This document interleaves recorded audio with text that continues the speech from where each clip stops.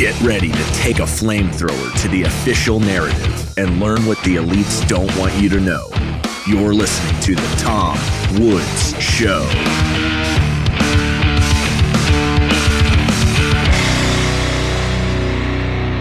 Hi, everybody. It's Tom Woods. It's episode 2642 of The Tom Woods Show.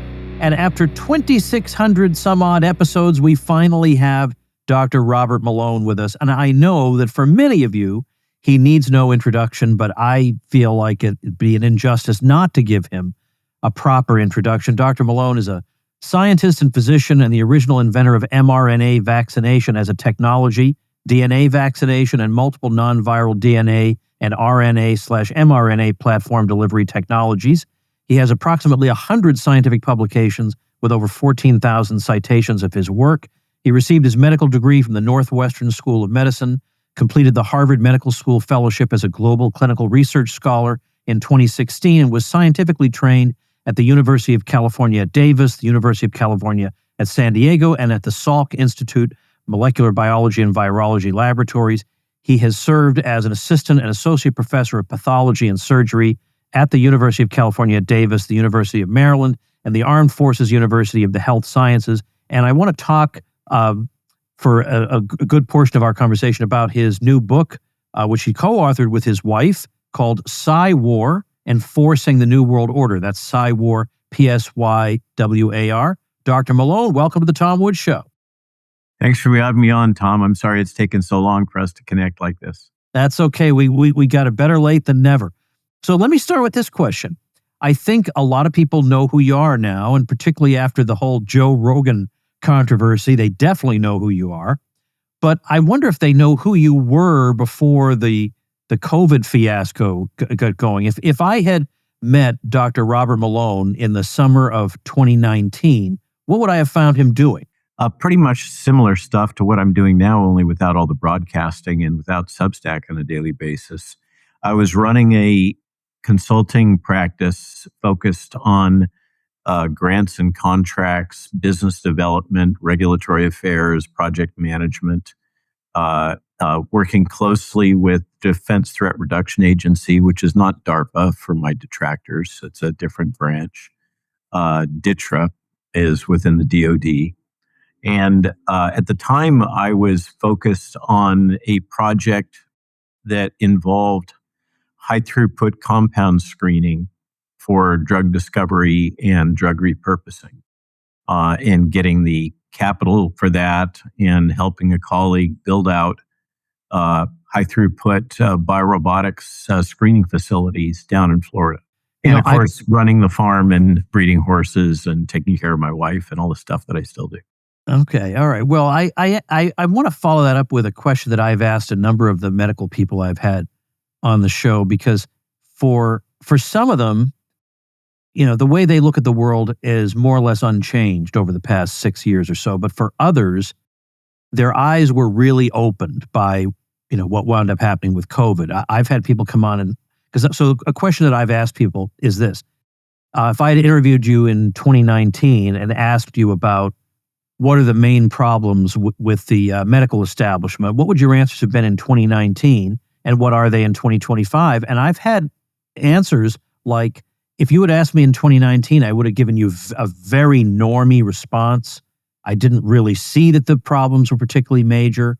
Whereas now I feel like I could sit here all day and list problems for you. So let me ask you the same question. If I had asked you that in 2019, what do you think the main problems in medicine are?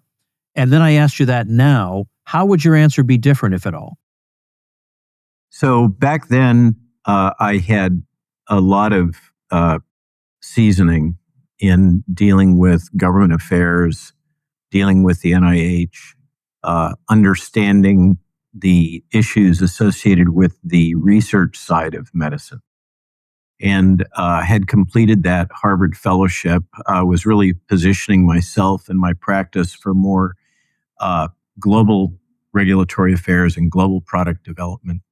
I was much more embedded in the world of clinical research and was aware of the problems with that, of the ACIP, of the CDC, but not at the level that I now have an awareness of.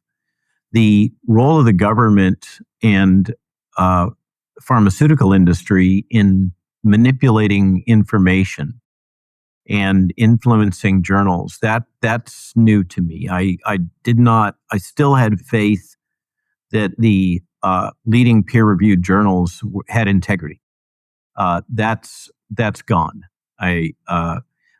But having been through multiple outbreaks and experienced the intensely competitive world of modern molecular biology research and vaccinology, participated and been in the audience for way too many ACIP meetings. I was well aware of a lot of the issues that were going on in the world of vaccinology, how much of a click it was. I wasn't aware of how compromised the various medical associations were by pharmaceutical industry dollars. I still had a belief that the lobbying organization PhRMA had some degree of integrity and could be relied upon to try to advocate things that were in the national interest. I participated in some early pharma discussions during, at the early stages of the outbreak, and I look back on that as grossly naive. I still believed in the integrity of the FDA back in those days, and I recall my teleconference with Peter Marks, in which I had come in with the assumption that the FDA just didn't have the core competence expertise to understand the Pfizer regulatory documents and the nature of the experiments that Pfizer had done and the way that they had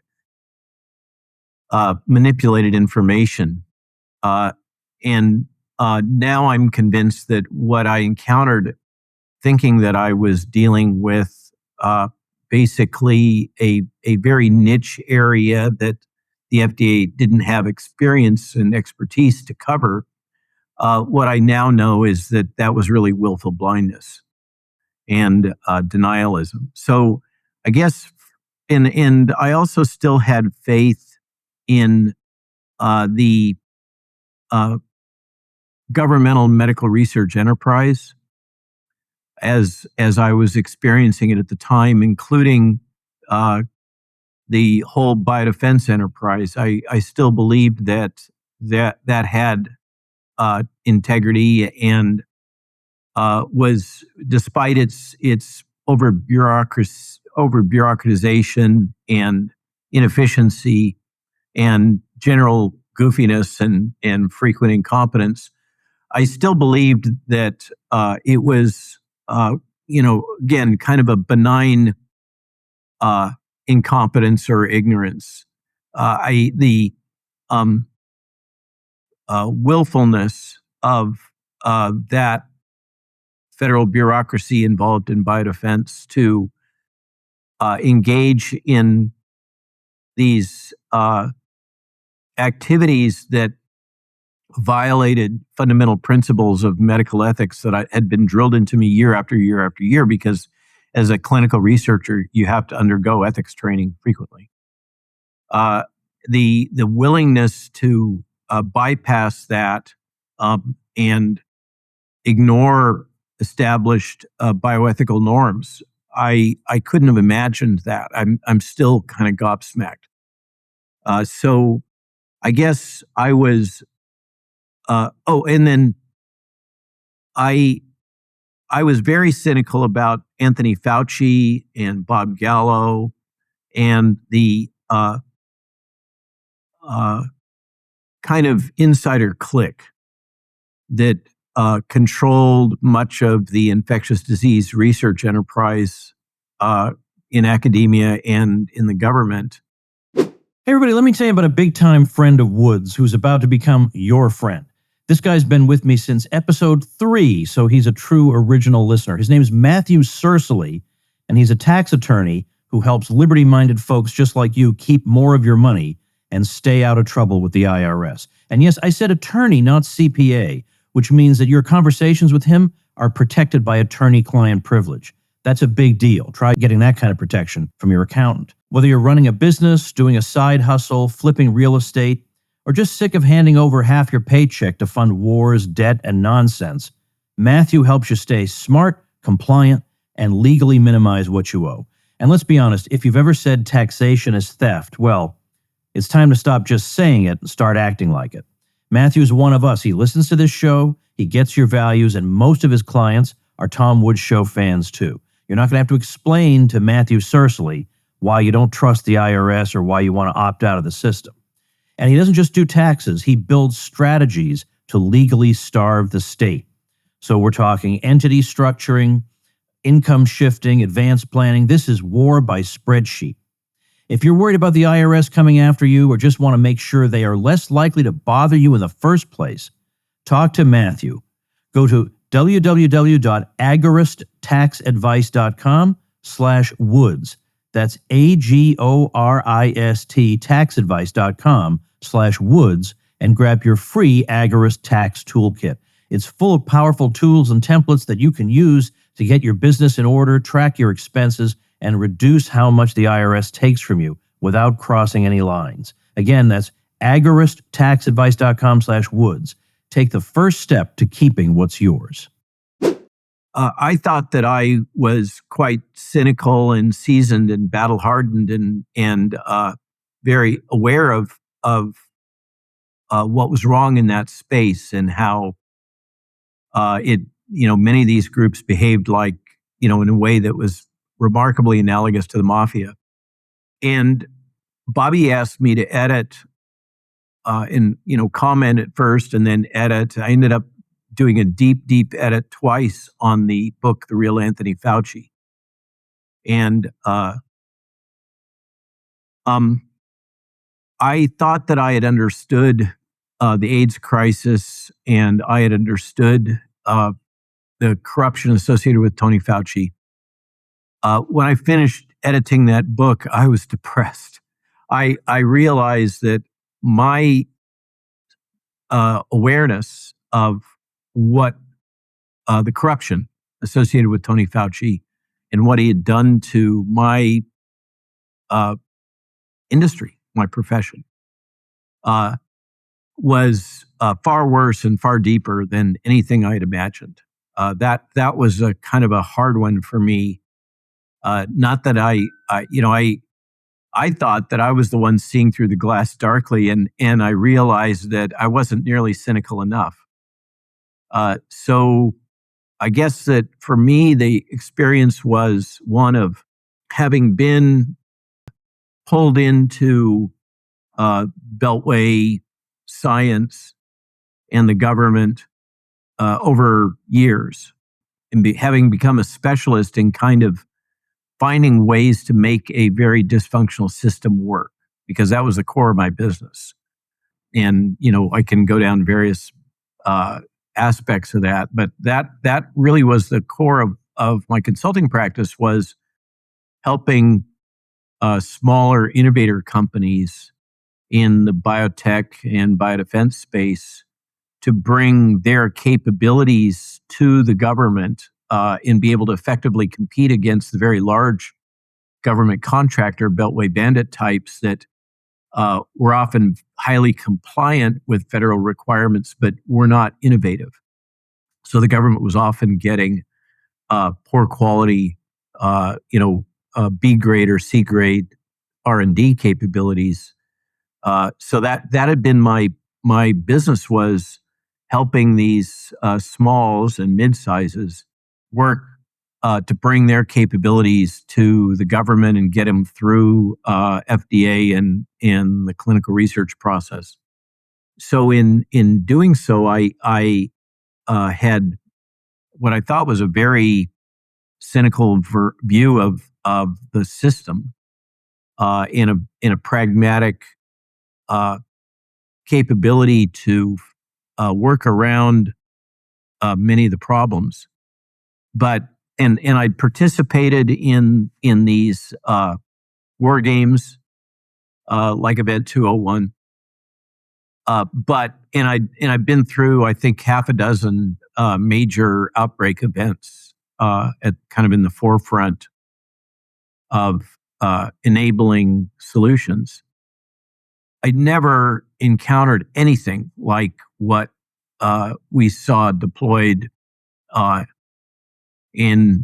for me, it was January 4th, 2020 is when this enterprise began.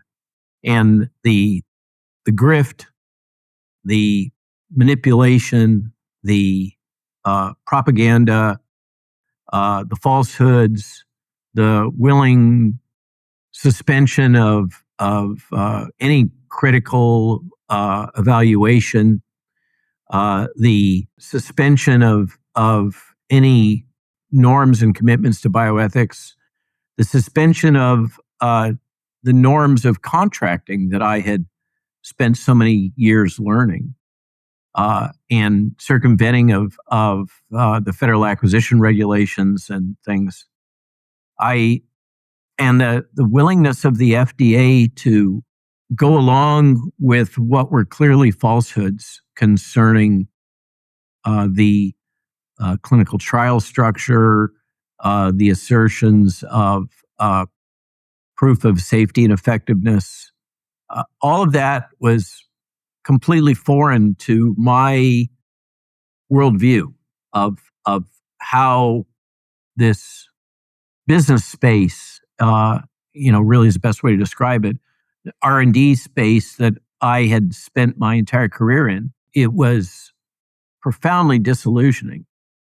And then, of course, after kind of because I was perhaps one of the first to object to the bioethical transgressions, and I had this background of having, being deeply understanding the technology at a time when the government and the developers were not able or willing to communicate about the nature of the technology being used with these vaccines to the population. I got pulled into basically being a surrogate and helping people to understand the nature of the tech.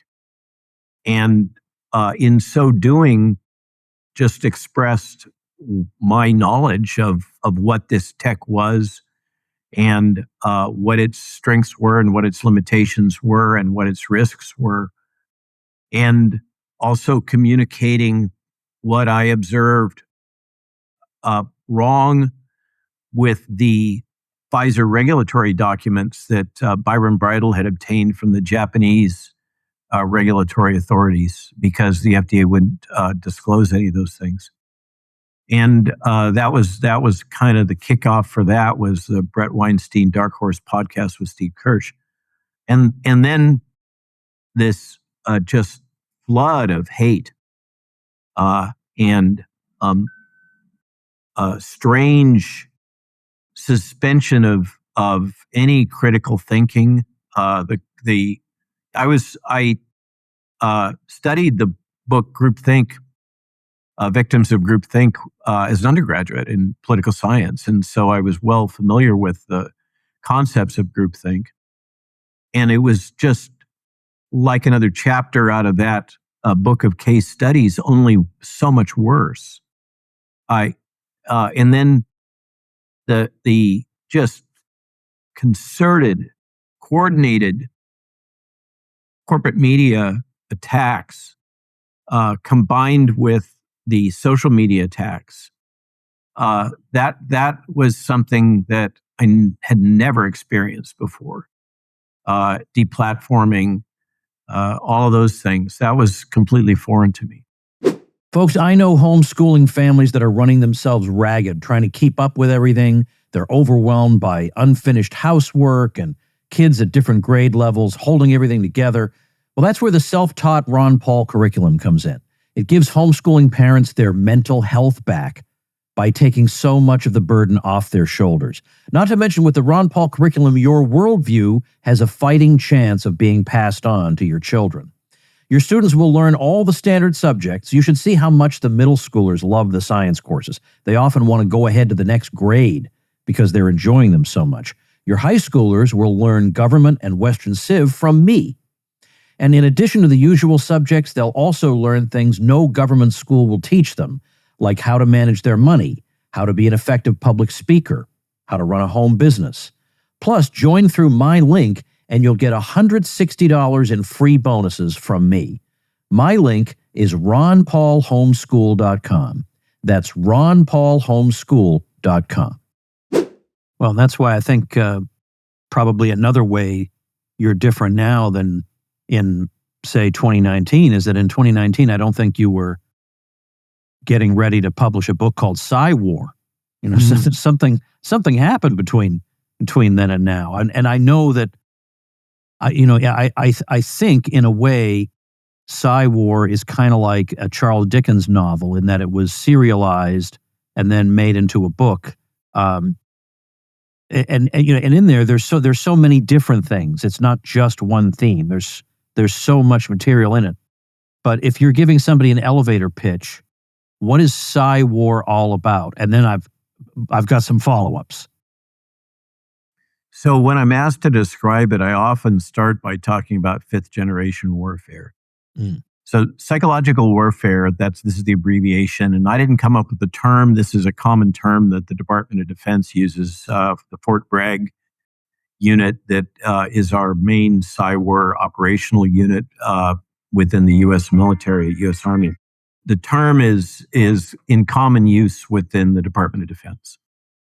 And it refers to a suite of technologies that were developed for offshore combat that are also synonymous with this concept of fifth-generation warfare, being the, until recently, the most advanced embodiment of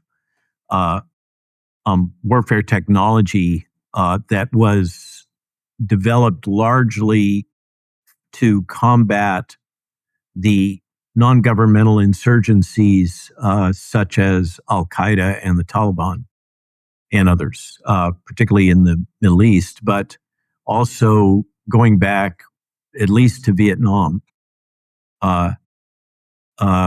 where a strong case can be made that the United States government has lost every single war since World War II. And in many cases, it's lost those wars, the full wars, due to the ability of the opponent to fashion narratives that the United States military perhaps wasn't even aware were happening, or certainly was not able to neutralize. And so particularly together with Great Britain, had developed a suite of technologies that were useful to manipulate the idea and psychological space of the opponent. And found this very useful in modern warfare that is often a hybrid warfare environment, and found it particularly useful in the color revolutions that were largely enabled by the U.S. military and State Department. So that's when I talk about it. Basically, I try to introduce it to people. I say, look, there's this portfolio of capabilities that were built for military purposes largely, that are an adjacency to marketing. Really, psychological warfare is a form of propaganda, but it's advanced propaganda. It's very much akin to modern marketing capabilities, but it's focused on manipulating the ideas, thoughts, emotions, and information that the opponent has access to. And that this suite of technologies has been turned against the civilian populations of largely of the countries that developed them. And that's how we got to where we are right now. When I first started using the internet, the only thing I could think was this is going to be a liberating technology. And the thing is, in some ways, it obviously is, and nevertheless, because you have your Substack, I have the Tom Woods Show, neither of which we would have had in 1957. So I acknowledge that.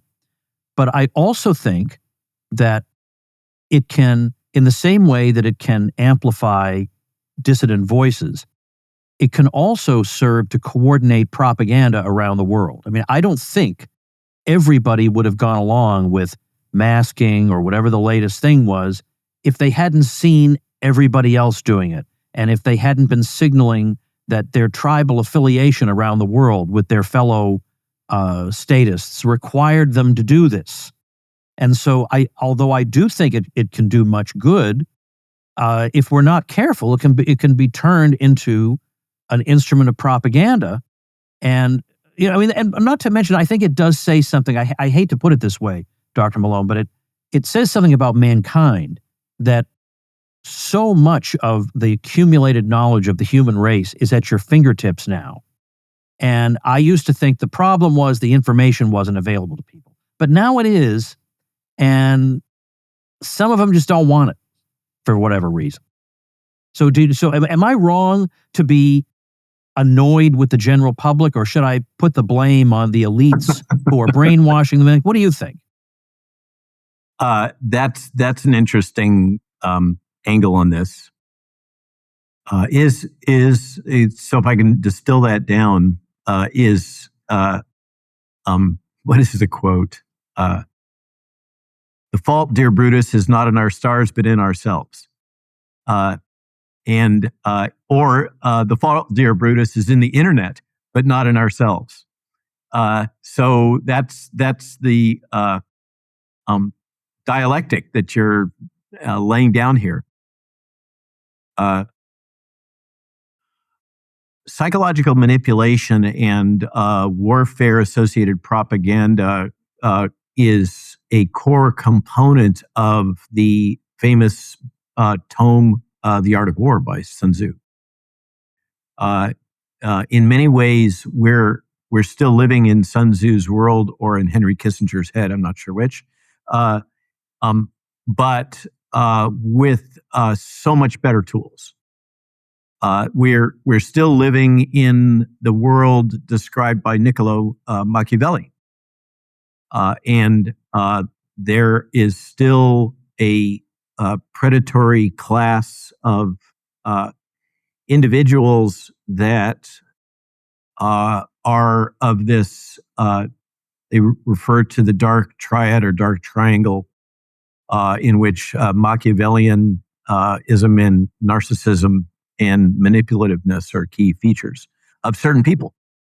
And often those people rise to positions of power, or they are selected through the process of modern leadership and governance. This tension of, is it the elites that are responsible, or is it the individuals, came to fore for me in a series of accusations made by a psychiatrist named Bregan that eventually I sued, that became obsessed with attacking me and Matthias Desmet for our promotion of the thesis of mass formation or mass formation psychosis. And the accusation was that Matthias Desmet's theories, which are really just a 21st century update of the work of Hannah Arendt back to Sigmund Freud, back to Plato's cave. But the accusation was that this idea of the formation of crowds, the mass formation, this term mass formation comes into the English language as a translation artifact from the original Dutch. And And really what Matthias is talking about is the madness of crowds, or the formation of crowds. And Bregan's thesis was, in his book, that the people that were responsible for this were the global predators.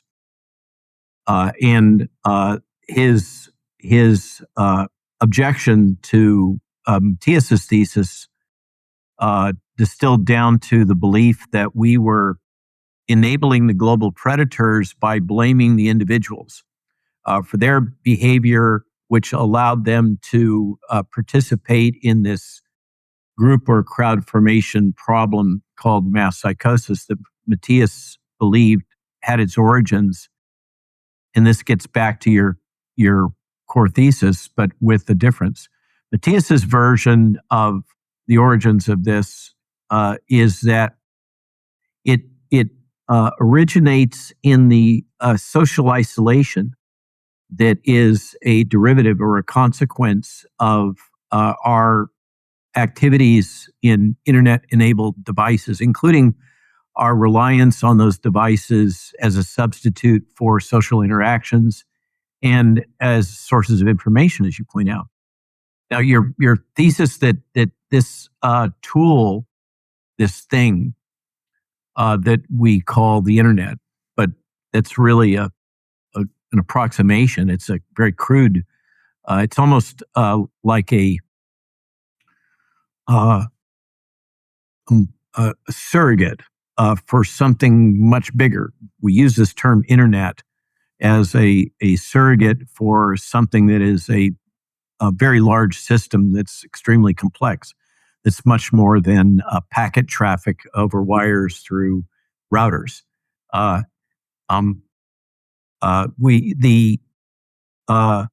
information that you refer to that we now ostensibly have access to is highly curated. It has that back in the day that you and I remember because we're of a certain age. It was truly open and more peer-to-peer. But then there developed what they call the scalability or the non-scalability of the internet, the existence of these very, very large nodes, such as Google or Facebook, that largely dominate and control the traffic that exists within this. And these large nodes, the observation is that if those, about less than 5%, really, I think 1% of the nodes were taken down, the right nodes, the entire internet would crash. So these very large nodes that control so much of the traffic flows through them, packet traffic, they're able to define what is acceptable information and not acceptable information so that we we believe we have the false belief that we are able to access the world's information. But in fact, what we access is a curated subset that is highly filtered and manipulated in order to evoke certain responses in the recipient. I'm saying this in a general sense. So this, is it the individual? Well, in the sense that we, as a society, a lot of us have allowed ourselves to become decoupled from normal social interactions, normal peer-to-peer interactions that as human beings, we have a fundamental need for. It's one of the key characteristics of being human is this need to have social connectedness. And we've allowed ourselves to substitute this synthetic sense of connectedness that we get through the web for true, genuine human interaction. Now, the podcast, that's one of the powers of the podcast, is it kind of rekindles that. You're in London, I'm here in Virginia, and yet we're having essentially a peer-to-peer interaction where we're observing each other's faces. We're able to hear the nuances of each other's posture and intonations. So it's much more true, but still no substitute for, something happened when we met in person and shared a meal recently at a Mises Institute event that allowed us to connect in a fundamental way that even this forum is a substitute for. So I guess that's a long-winded way of saying kind of all of the above. I think that we as individuals certainly played a role in enabling this crowd phenomena, and it's not very pretty. The statement is, I was so confused about what happened in Germany to this highly educated, advanced civilization. On around the fall of the Weimar Republic and the hyperinflation period, and the rise of the National Socialist Party, and how could they do such atrocious things? And I would be, it often comes down to, would you be the person protecting Anne Frank, or would you be a person turning Anne Frank in? And what we've seen is that the vast majority of us fail that test.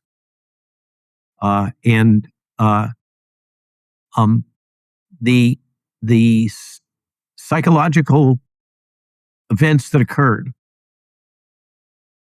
around the National Socialist Party and Benito Mussolini and the rise of fascism, Eurofascism, are mirrored in Stalinism.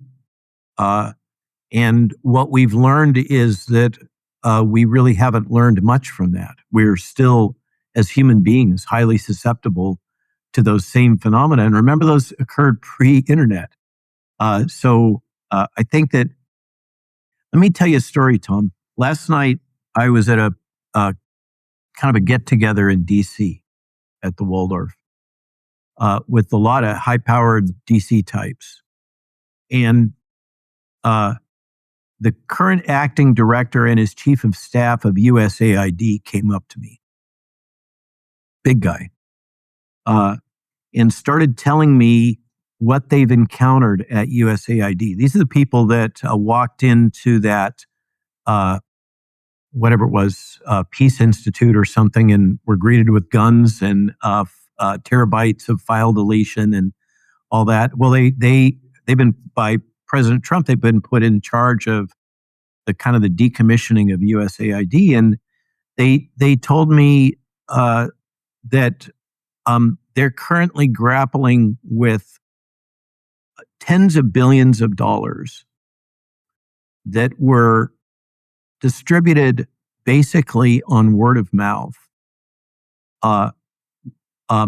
akin to a wire transfer between banks of $1 billion plus at a time with no paperwork, by USAID into organizations all across the world that were promoting this propaganda, were buying vaccines, were deeply embedded in the forces.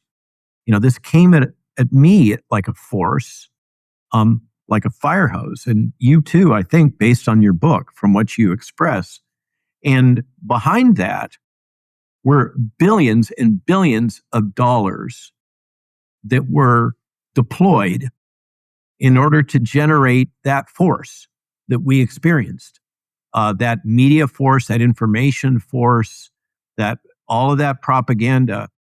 And that wasn't, that could have occurred in the 1940s. It could have occurred in the 1880s. The press has always been the press.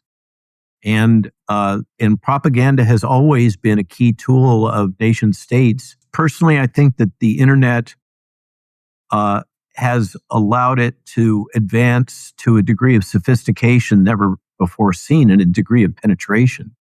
But the fundamentals of the human behavior and the crowd, I'll say it, psychosis, you use the term, so I guess we can both use the term, despite what Dr. Bregan might say about that term, or all of the people that criticize the likes of you and me for using that term for things that aren't in the DSM, the Diagnostics and Statistical Manual for Mental Illness that's approved here in the United States, which, by the way, has nothing to do with crowd behavior. It's all about individuals. But that's the criticism, is we shouldn't call this a psychosis, that's a clinical diagnostic term just reserved for professionals to use that are adequately trained. But I don't know what else to call it. It was a madness. It was a deep, profound madness. When you, like you document in your book, when you go back and look, Simon Goddick does all these little things all the time on X, as does Brad 5 times August, the musician, where they go back historically and pull quips and statements and video shorts that people put out during the height of the craziness. And when you listen to that, when you remember that hospitals would not provide transplant or treatment services to individuals that were not vaccinated, for example, when you go back and review, as you do in your book, what went down, it's hard to conclude anything other than some form of a mass psychosis or mass madness that seized society. But I don't think that was the consequence of the internet. I think the internet was enabling. We keep hearing over and over about the problem of misinformation. And of course, the blame is placed on ordinary people. They're spreading misinformation. And if only they would listen to the official channels, they would get accurate information. Now we know how nonsensical that is, but I want to ask you a kind of a twofold question. How do you think people should get their information, and why should they believe that Dr. Robert Malone is right and the New York Times is wrong? So my answer to the latter is you shouldn't. You should be skeptical of all sources of information. And in this environment, let me take a step back. Once upon a time, all we had was a very narrow band of information availability. It expanded from newspapers and magazines to television in the late 50s and 60s. But even then, we had basically 3 channels. And then we had the greater diversity that came with cable. So then we had CNN and some other outlets. But it was fairly straightforward to control the narrative that was coming at the average person because the number of channels were so few. It was so narrow.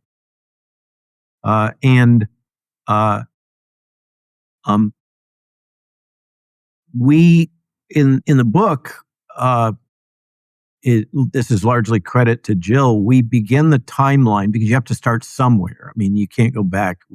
I do talk about Plato's cave, but more in the prior book. I mean, you got to kind of start your timeline for when did this all get going somewhere. And I think a pivotal moment was JFKs assassination and the assassination of the president. And clearly there was a concerted propaganda campaign.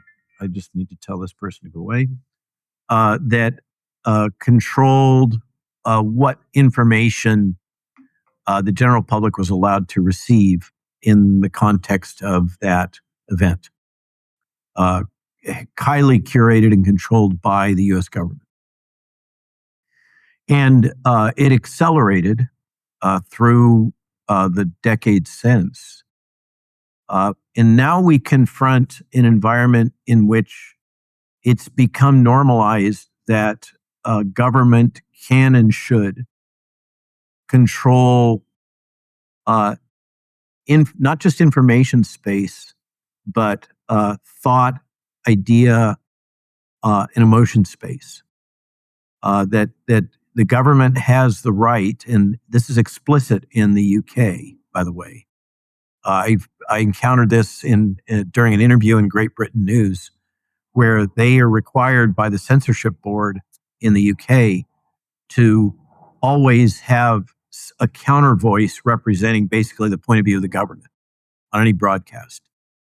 And so I was in this tension, this dialogue with a person who was basically representing the position of the government regarding psychological warfare. And he said it very bluntly. In the UK, we have elections. We don't have a First Amendment. And we have elections. And the elections determine who the government will be. And the government has the right to govern as it wishes until the next election, until there's a turnover. And if the government chooses to use psychological warfare, manipulation, propaganda, whatever you want to call it, techniques on the population, that's the right of the government to do so. And when I heard that case being made, I suddenly had the epiphany that individual sovereignty and freedom as I knew it no longer existed in the UK. That when the government believes that it's acceptable to deploy this suite of technology that is insanely powerful and pervasive, then the government is able to manipulate the population to continue to support the bureaucracy and the government ad nauseum, forever. And there's no getting out of that psychological loop, except, and now I'm finally getting to your question. Sorry. Individuals have to, in this modern environment, the only option that a conscious being, a fully human individual has, is to seek a diversity of information, as much diversity of information and opinion as they can, and then apply their own critical reasoning skills. And often, when I talk about this, I refer to, particularly if I'm talking to communities of faith, I refer to the soul or the heart. That we somehow, and Matthias talks about this also, this is a concept that goes back to the Greeks of truth speech. That there's something that happens between individuals. It gets back to what we were talking about the need to connect directly with people in peer-to-peer ways. There's something in human transactions that is very subtle that allows most of us to perceive truth in a kind of almost a deeply emotional way. And we respond to truth in a different way than we respond to propaganda or spin or whatever you want to call it. And so people that are open-minded, free thinking, are able to detect truth despite the cloud of manufactured ambiguity that exists around virtually all information topics now.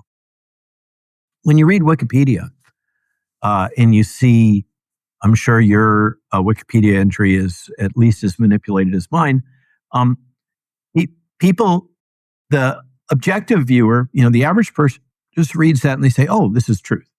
But the person that is awake, let's say, is able to pick out the nuances of the adjectives and verbs that are used and perceive that they are being, they are receiving manipulated, directed information that is not being put forth as a truthful record, but as a way to try to convince them of a particular point of view. And so I think that's where it comes down to, is if you care, if the individual cares about accurately perceiving their environment so that they can respond in a sophisticated way to a changing environment, they must not just think that, oh, this guru or this influencer, whether it's me, you, or Britney Spears, is the purveyor of truth. They must open themselves to a broad spectrum of information and then compare that against their own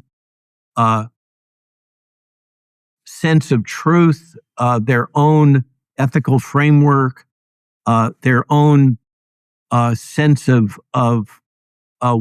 reality, and then try to perceive. I mean, this is the essence of being a scientist: is this challenge of perceiving truth through the fog of ambiguity and manipulation and data, etc. It's a very challenging thing to be able to acquire true knowledge in a world where you're just bombarded with so much information. So that's my response in general to why should I believe you? My answer is, well, you shouldn't. You should think for yourself. And you shouldn't just listen to the particular bubble within which you exist. And the internet, of course, makes that even worse because we all, by algorithm, by selection, we're surrounded by a cloud of often similar thinking people, unless we really actively select to move outside of that. And so each of us tends to form our own little reality bubble, and that's now celebrated, right? That's the essence of the logic that underpins much of these belief systems and structures that we refer to with these acronyms like DEI. Is that truth is subjective, that truth is can be perceived based on emotion, that truth is something which you personally fabricate. You have your own truth, and if you believe you're a dog, then you're a dog. To take one extreme example, and if I was to tell you that you're not a dog, you're a human, I would be infringing on your ability to construct your virtual reality around yourself. I think this is an area where the internet has some role and blame, is enabling through gaming and so many other things, the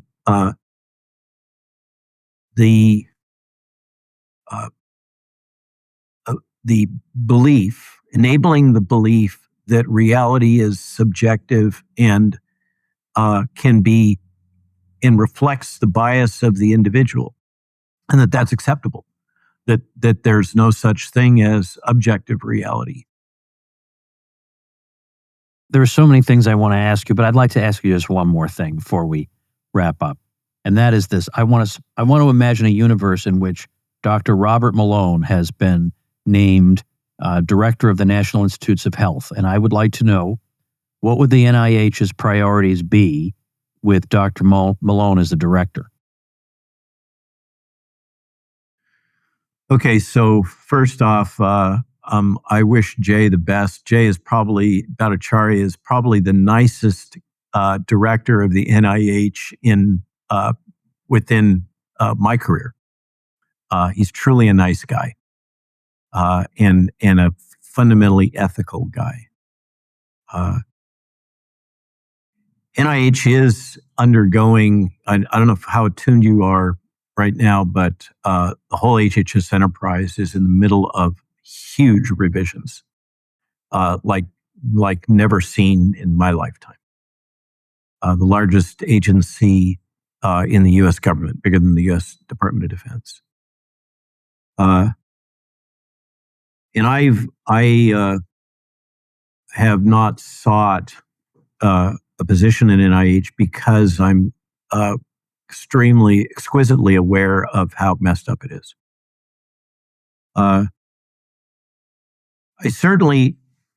NIH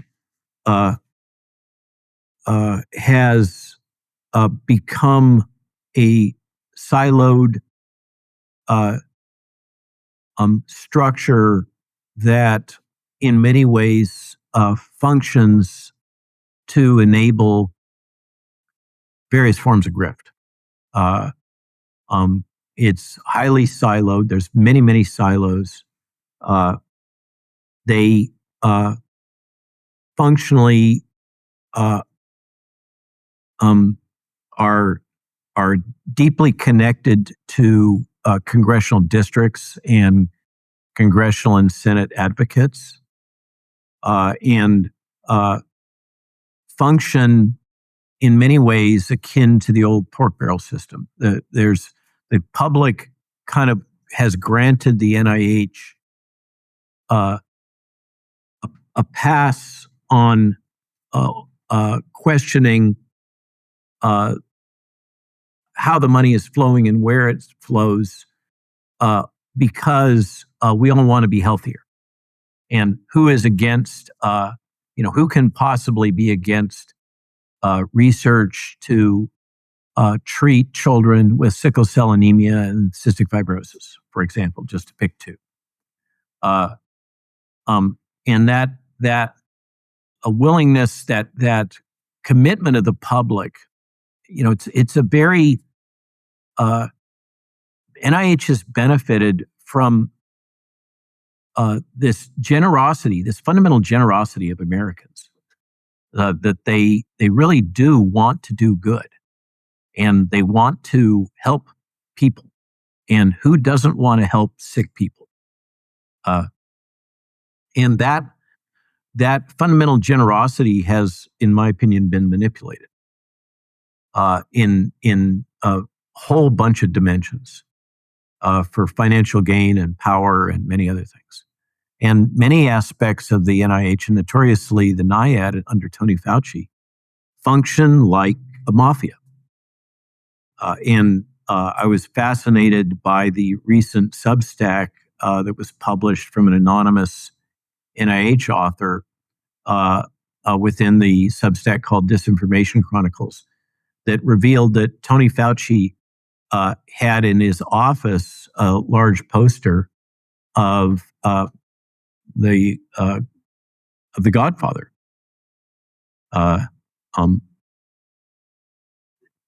That has always been my metaphor for how he does business. I've experienced this throughout my career, and I could talk about a lot of different data points. What needs to change, and it's not just NIH, it's the entire federal R&D enterprise, traces back to the work of a character named Vannevar Bush, who was central in the development and management of the Manhattan Project. And after that success, he basically was tasked on behalf of the government with defining a new federal R&D enterprise. And the NIH is a product of that. So is, in many ways, Department of Energy and many of the other divisions. In the R&D, DARPA the R&D enterprise within DoD. All that flows from the logic of what were believed to be the lessons learned from the Manhattan Project. And it's led us to this position where you have fiefdoms that have developed throughout. It's not just NIH. NIH is the enabler and the beneficiary of the entire medical research and development enterprise, including academia and pharma. So it's really a cloud of influence and interacting in mutual benefit that is fueled in significant part by tax dollars. And it has been distorted to the point where it primarily serves the interests of powerful kind of, using the metaphor with the internet, we were talking about nodes, powerful central nodal cabals of individuals that are tied together through institutions, training programs, postdoctoral relationships with mentors, etc. So that when you look at what's happened with NIH, you've had more and more money, more and more power concentrated into older and older individuals that run very large laboratory enterprises. Good heavens. And the problem with that is, as seen historically in every R&D innovation sector, is that the innovation typically comes from young people. Physics, right? You're burned out as a physicist when you're 30. You're done, is the usual. I'm way past my prime. So that's what's happened, is that all the money, all the power has been accumulated into these very large power blocks that have a reach through their postdoctoral relationships, et cetera, out into the community. And they control the information. They control the peer review process. They control the journals. They control the funding. They control the accepted scientific metaphors, the dominant paradigms. And they will prevent any new paradigms from entering into competition in that space. So you can't get science. What we've observed over time, and it's well documented, is we're throwing more and more and more money at NIH, and we're getting less and less and less product and innovation out because of these effects. These consortia and these power relationships have to be dismantled. And this what we're really talking about is an industry. It's we talk about the military industrial complex. And then we talk about the pharmaceutical industrial complex. It's so much bigger than that. It's the government, industrial, academic complex that controls R&D and information. And we saw that that's the thing about the COVID crisis, is that this kind of burst out into the open.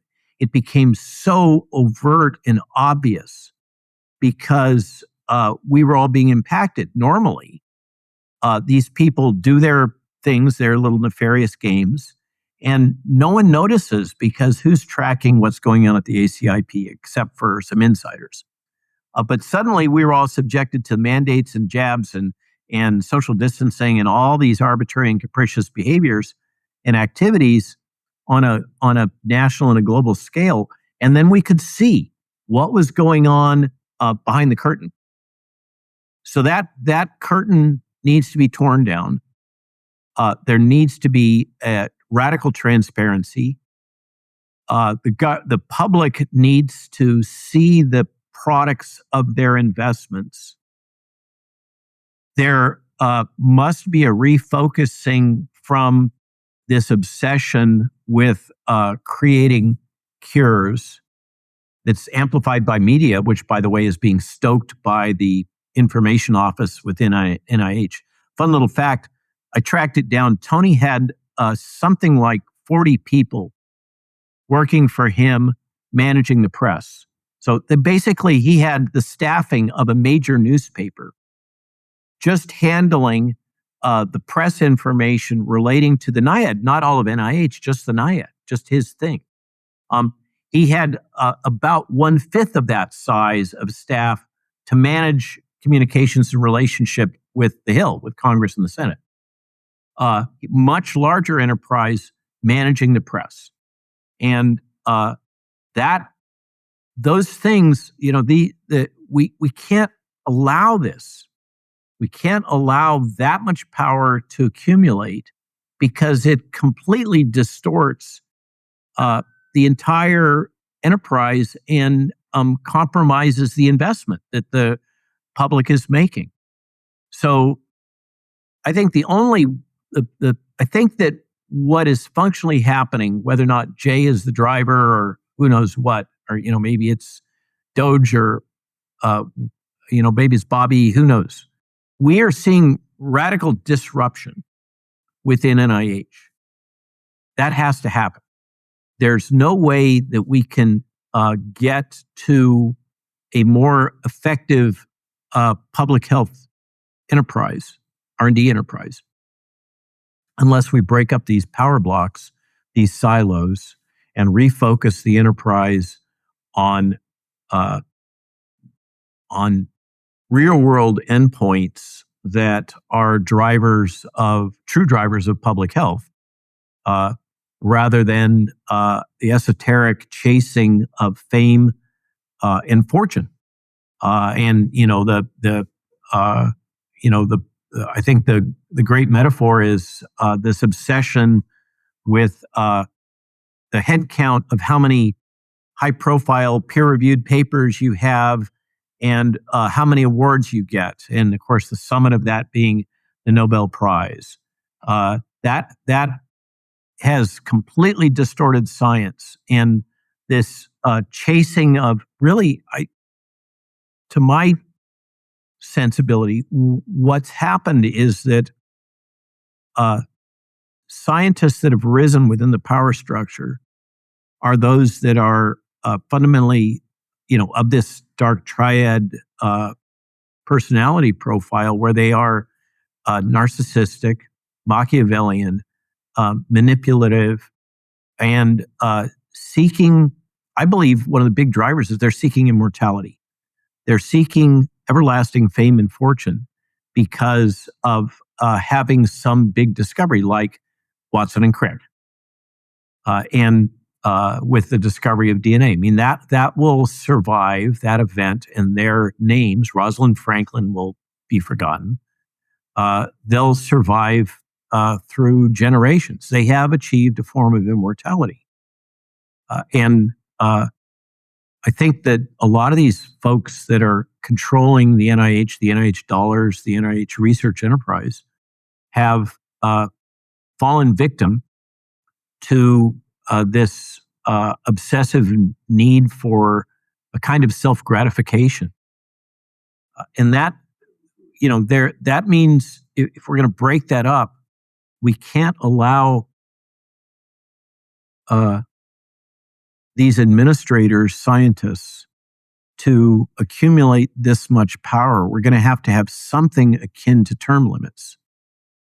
We're going to have a very conscious effort to break up these little mafias and to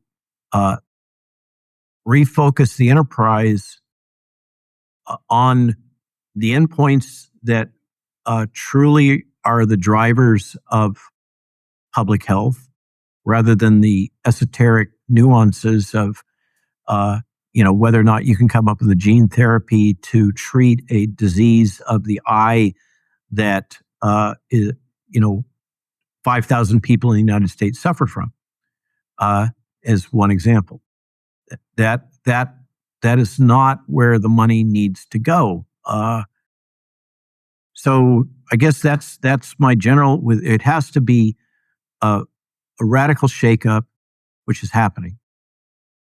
There has to be a dissolution of these silos, and that partially will come with the restructuring. There needs to be something akin to term limits in terms of senior administrators, so that they can't amass so much power. And this perverse pork barrel kind of relationship that exists between the Hill and the NIH, and also there's an analogous structure that's been set up with the DoD that allows congressional influence to direct money back into their districts or to their hospitals or their universities for whatever the esoteric disease of the month is. That has to stop. And the just completed. I'm almost finished with my ethics training for a potential government position, and I'm being taught things that I wasn't aware. A lot of these people seem to have really transgressed in terms of the existing federal statutes relating to ethical behavior of government employees, and there's been no consequences. So that's another thing that has to happen, is that the specific attorneys general for these different divisions need to do their job. People have to be held accountable when they do break the rules. And then I think that things can kind of rebalance. So that was long-winded. I hope, forgive me. Well, we always enjoy hearing what you have to say, so no apology necessary. Before I mention your book one more time, can you tell people about your Substack, what it's called? So thanks. Substack is what supports us now, since I kind of destroyed my consulting business by speaking out, and the blowback that we've had. So the Substack now is called Malone.news or Malone News. You can find that through the Substack app, and we now are getting better with our search engine optimization. So you should be able to find it through Google or any search engine. It used to be called Who is Robert Malone? And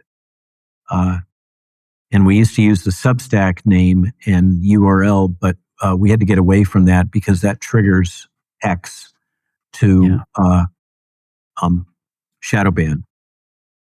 So Substack is Malone.news, and you can subscribe for free.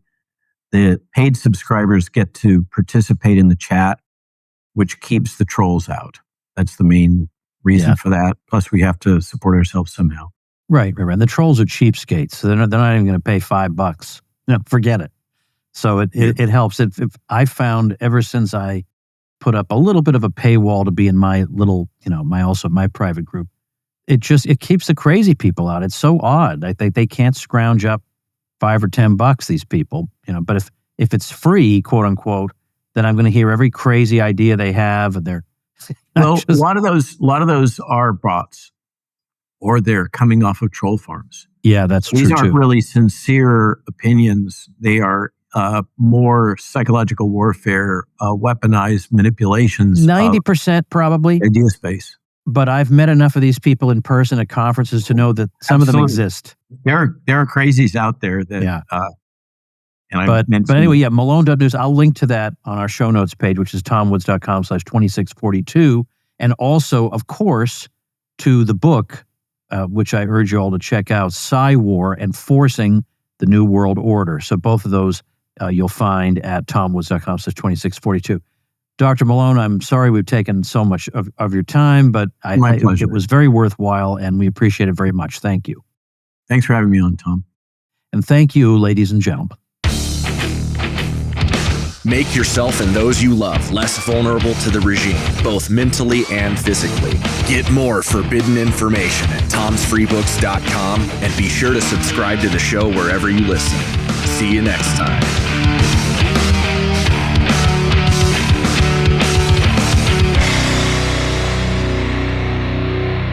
Like the sound of The Tom Woods Show? My audio production is provided by Podsworth Media. Check them out at podsworth.com.